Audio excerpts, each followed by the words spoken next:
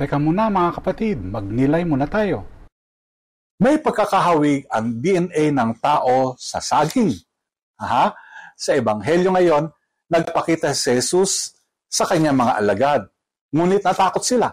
Iniisip na isa siyang multo. Upang patunayan na siya ay totoo, ipinakita niya ang kanyang mga sugat at kumain sa harapan nila.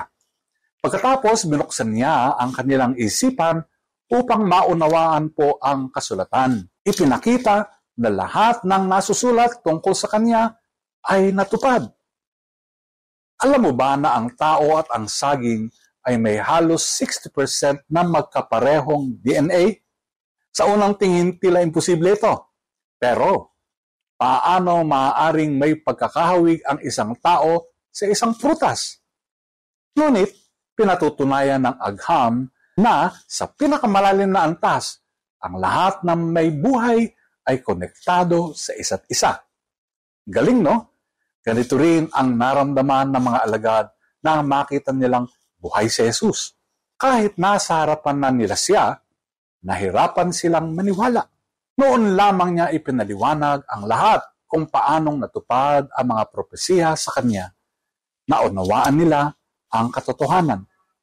Alam niyo, madalas nahihirapan din tayong maunawaan ang mga plano ng Diyos. Hindi ba?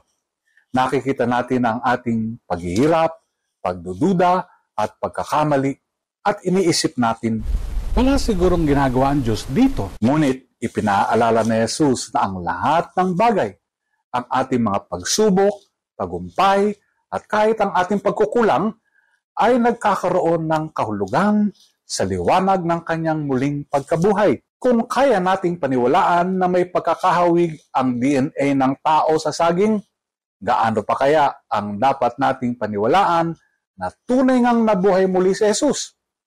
Ang kanyang muling pagkabuhay ay hindi lamang isang pangyayari.